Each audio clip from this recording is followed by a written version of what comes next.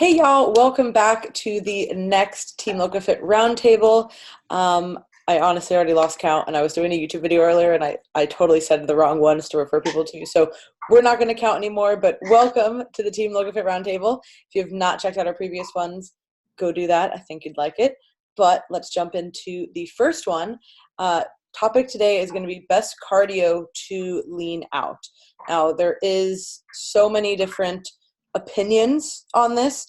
I would say that there's probably a lot of different camps as far as, the intensity that you do, the modality that you do, how much you should do.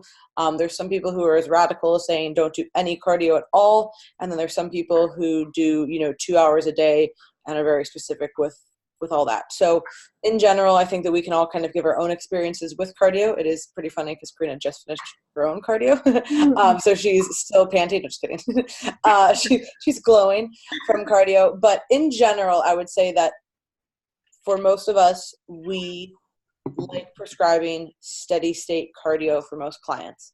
I will say that there is a caveat, which I will get to for HIIT. But first, I'll just say that for most people who are looking to have physique-based goals, mostly using steady state would be ideal because it's not going to interfere with training. So the reason that moderate intensity cardio as well as HIIT cardio can interfere is that they're a lot more challenging, whereas steady state is going to be less of an issue to recover from. And when you have limited calories, you really need to be prioritizing your energy on training, which is also going to maintain muscle mass a little bit better versus cardio, which is not. So not to say that we do not use cardio for clients. I am not scared to program in a high amount of cardio for certain clients if they just aren't leaning out. Also, usually the people who need a lot of cardio are people who are not very active throughout the day. So there are obvious things here, but I'll just start by saying we primarily like steady state, and then we can kind of get to the HIIT nuances. But what do you guys have to add? Personally, you want to go? Personally, when I diet, I always usually do well on a mix of steady state and HIIT. With my clients, I think it also depends on like where they're at when I add in HIIT cardio for them. But I also agree that like steady state is just easier on recovery. And for me, I enjoy steady state a lot, and it's easier for me to just do big chunks of it at a time. So what's been working for me lately is just doing at least like 30 minutes at a time for steady state and then separating that from my HIIT. I even sometimes do some steady state after HIIT if I, have enough time for it. And that's kind of what I've been liking. I'm not really sure exactly what there is on whether or not to combine them, maybe do HIIT and then steady state, because I have read some things here and there that, have to do with the maybe a better impact maybe, or something like that. Fat lipolysis. Yeah. A lot of Lyle's old stuff talked about that. Lyle McDonald, everybody knows his stuff. And I don't want to be misquoted. Mm-hmm.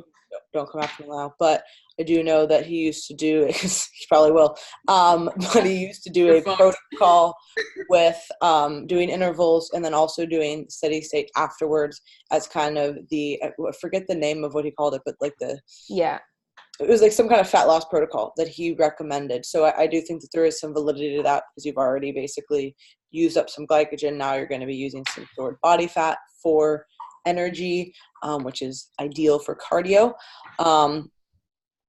So I think that that'll be an interesting trend that we can continue to look at, Jill, during your prep. Yeah. It's something I enjoyed even in my last prep. And then I feel like I work better with that too. Mm-hmm. So just my little side point. Karina, what do you want to say? Yeah, so I think context is truly key here because I have a lot of my clients, for most of them, will start out of the gate with steady state just because a lot of people's goals are, well, at least if their goal is fat loss.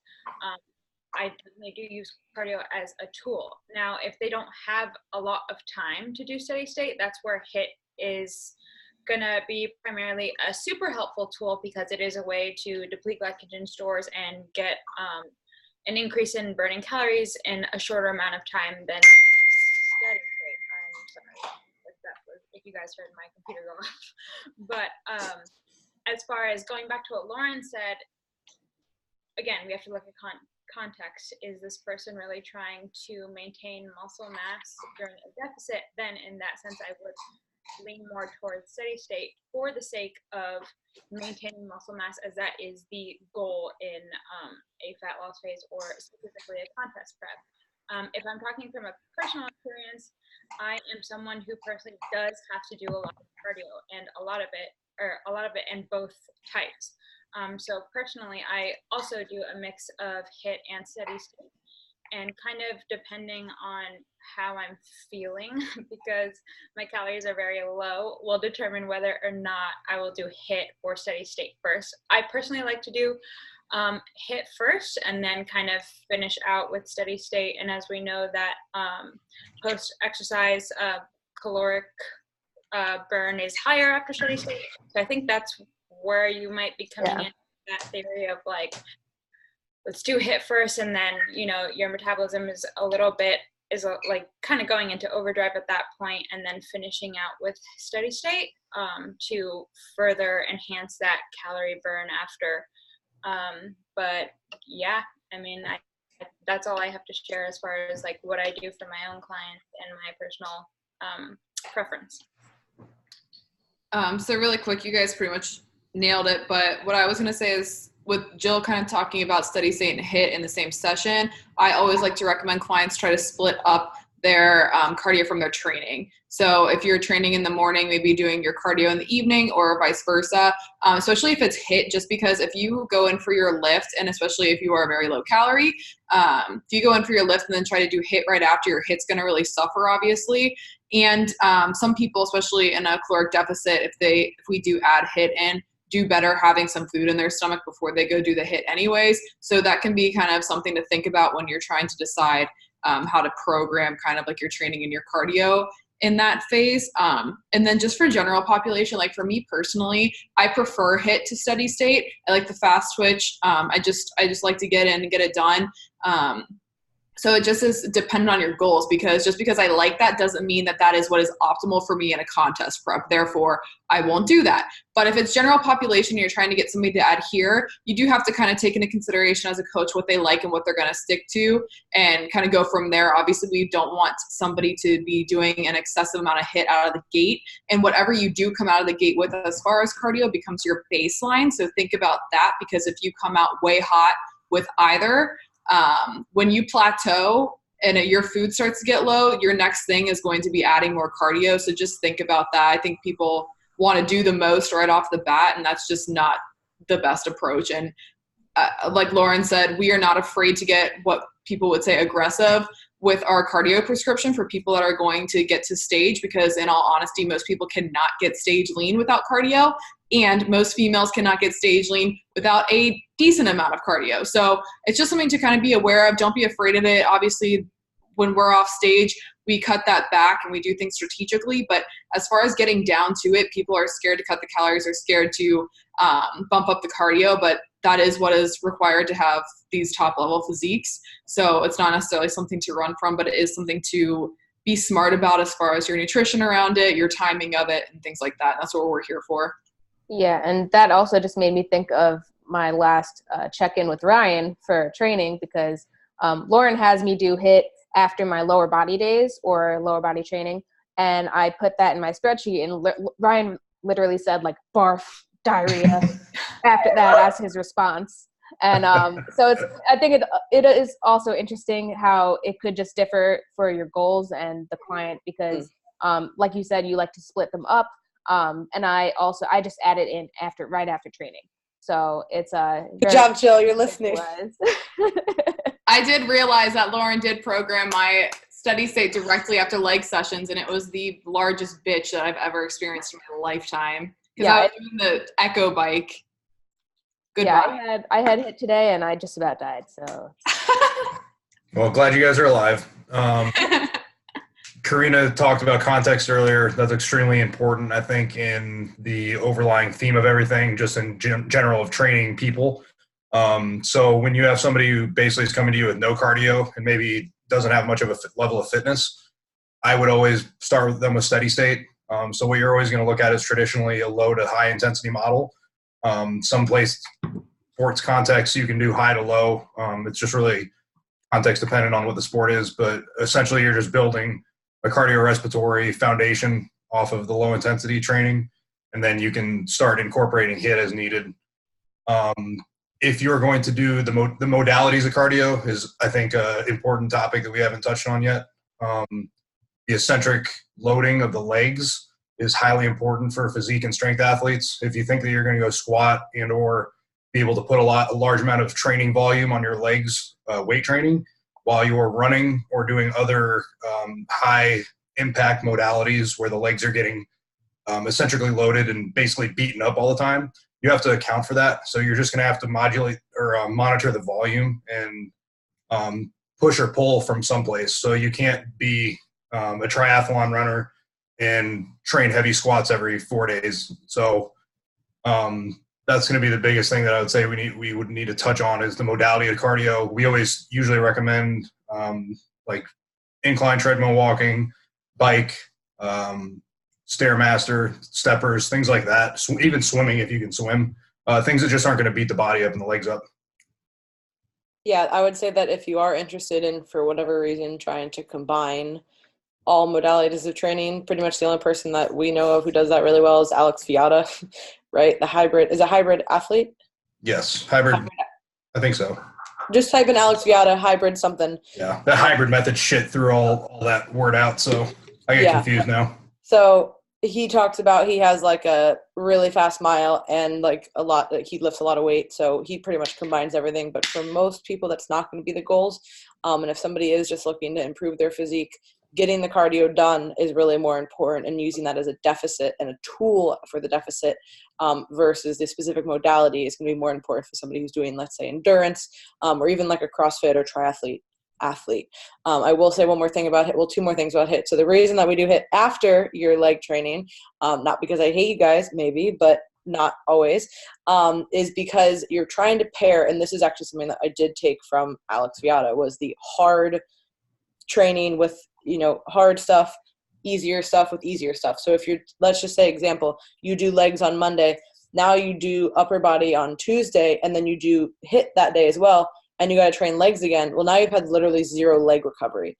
Whereas if you do legs and then you do HIIT afterwards, you're going to now have Tuesday as a full recovery from your lower body to then do legs again on Wednesday. So it's not a perfect system, because doing HIIT as a physique athlete or just somebody looking to improve their body comp is, again, different than somebody who's looking to maximally perform. So that is the reason that I suggest that. Anybody can do it how they want, but I find that to be a little bit better. And the only caveat I would say to HIIT, so I've been pretty anti-HIIT for a while now, just because of seeing how it's taken a toll on clients. But I will say that I listen to John Gorman a lot, one of my good friends who's an awesome coach, but he is always talking about HIIT. And I'm like, I don't know how the hell your clients do HIIT, John. And then it finally made sense after I was reading his new book.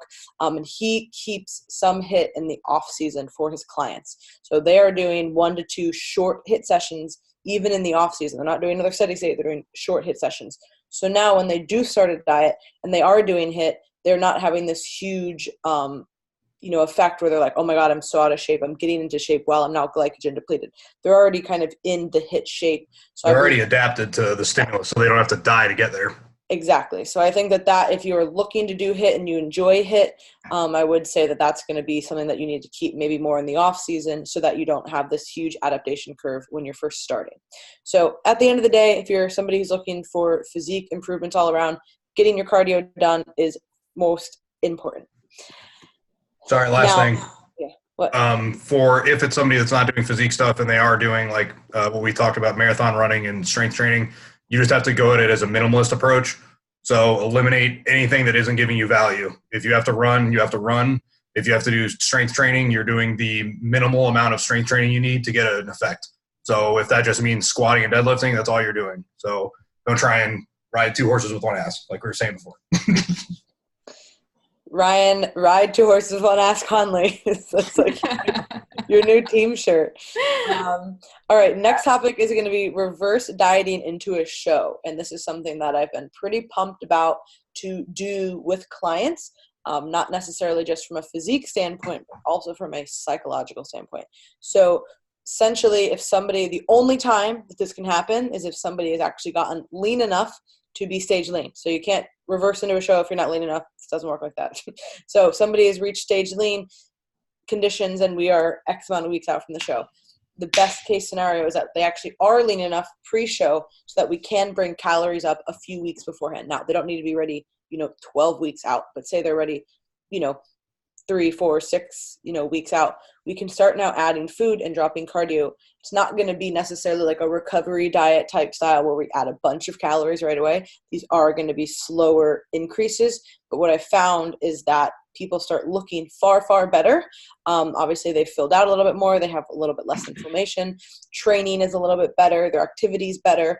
And then also, so aside from just looking good, they're in a better mental state when they're leaving their contest prep, which is really, really essential. So obviously, most of the time that I've ever competed, I've dieted like right up until the day of the show. Well, obviously peaking, but dieting like really hard going into it. And then when the show is over, like we've talked about in a few previous episodes, it's kind of like the reins come off and what the fuck is happening.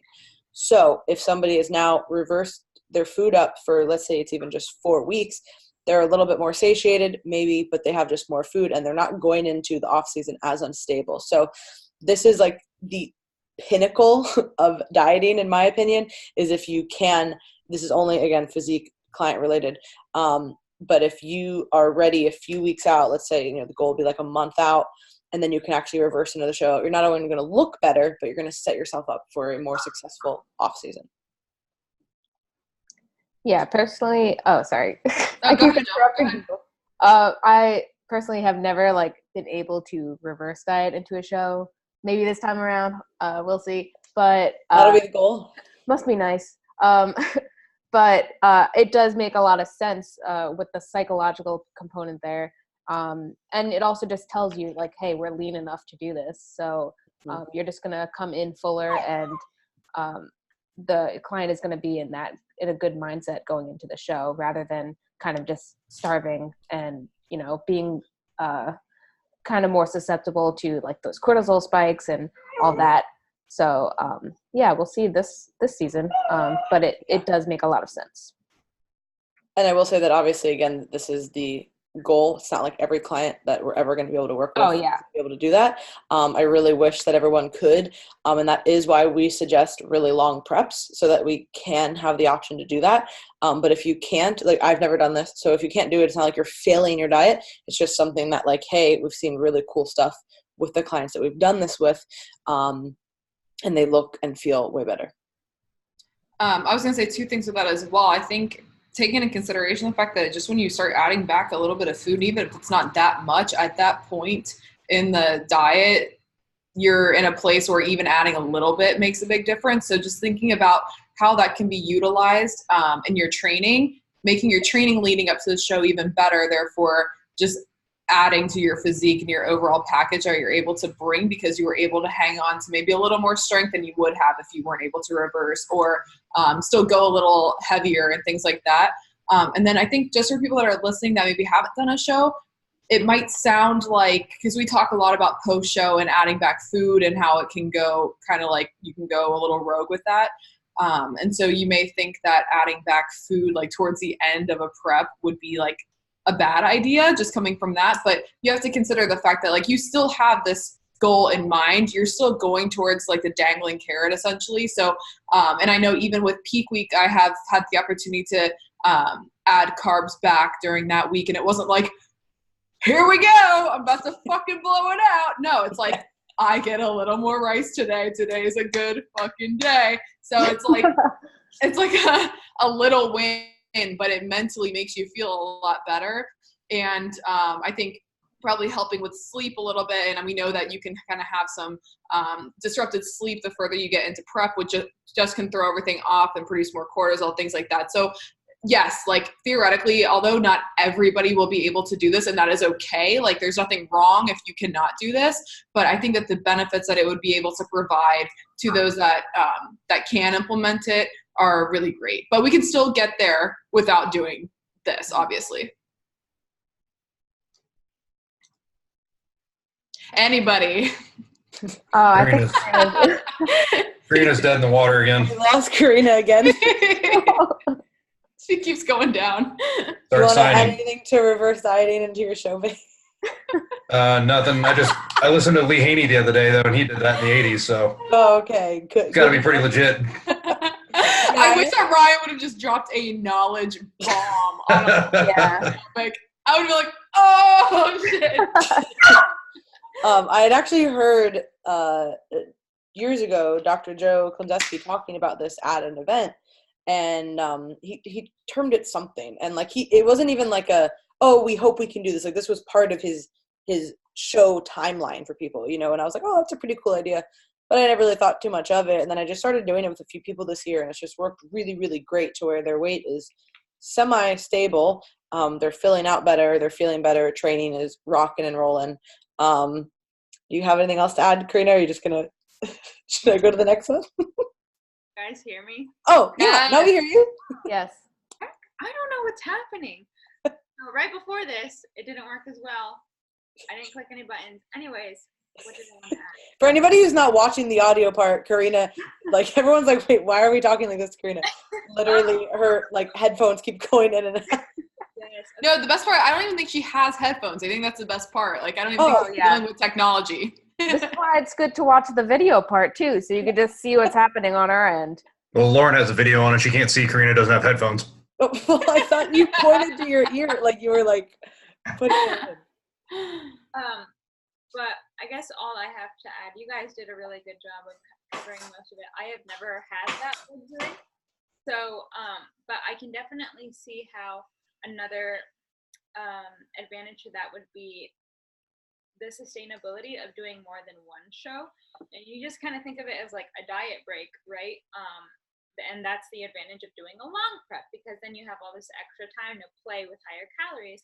If you are able to reverse into a show, then you're kind of getting the extra fuel and you're not as dead, and you can potentially do, you know, multiple shows. Whereas for most people, that's really hard, you know, peaking back to back and staying in it for that long, depending on how extreme you have to get. But yeah, that would definitely be the goal. That would be super nice. Karina's like, cough, cough. That's her goal. Karina just related prep to death, and I am crying.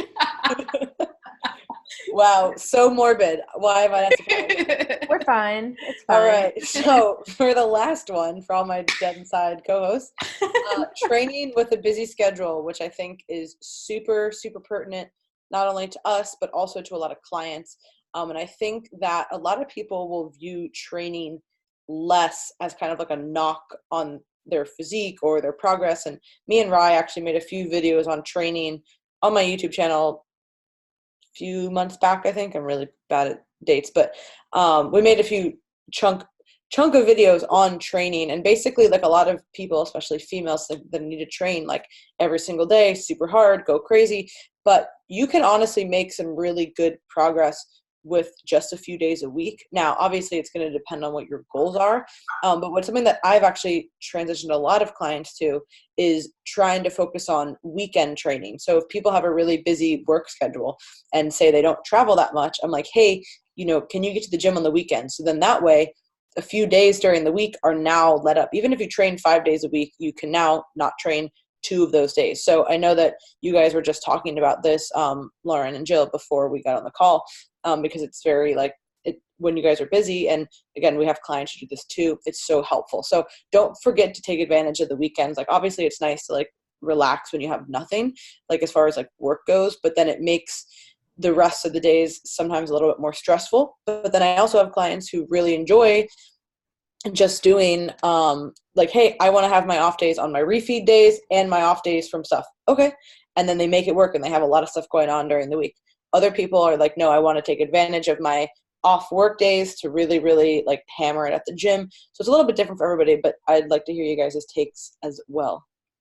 Yeah, just before this, we were talking about just like the change in schedules and everything. I'm starting my last semester in my master's program, and I have a pretty good idea of what my schedule is going to look like, but this applies to me as well with just being in the lab. We're having meetings. Especially like I have one day where I'll just have back-to-back meetings. So it's good for me to consider, switching around my rest days and working out on Saturday and Sunday instead of having a rest day, middle of the week and on one of the weekend days. So definitely switching around the schedule, even switching around the time of day that you train. I know I'll have to do that at some point as well, just depending on how the semester goes or classes or any of that stuff. So definitely just being flexible and finding time that you have, and really just being kind of cognizant of those like hours that you kind of don't think about that you do have free for training, and just being okay with switching things up, because you do have life priorities, but I think it's still important to kind of fit that in, because training is also another priority that we have.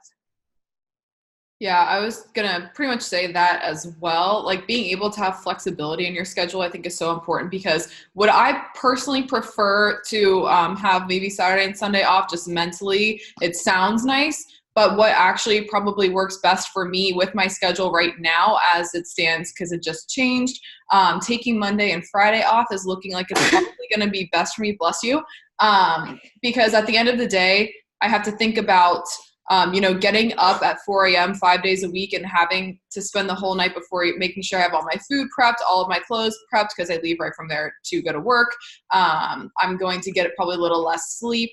So all of those things need to be taken into consideration when you're picking out your rest days. So while it may not be like my favorite split, you have to do what you have to do sometimes, and you never know what benefits going to come from it. So I'm going to try that out, see how I like it.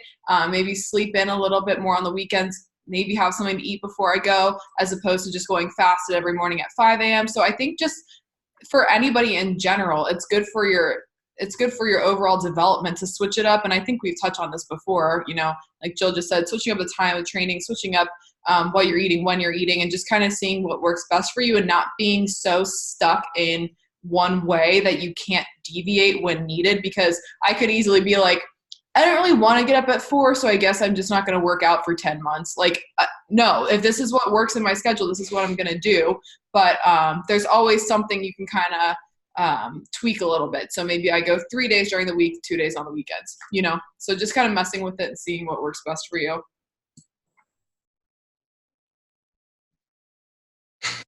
Damn. This is a poppin' topic. Yeah, we can't hear Karina again if you're on the podcast. Yeah.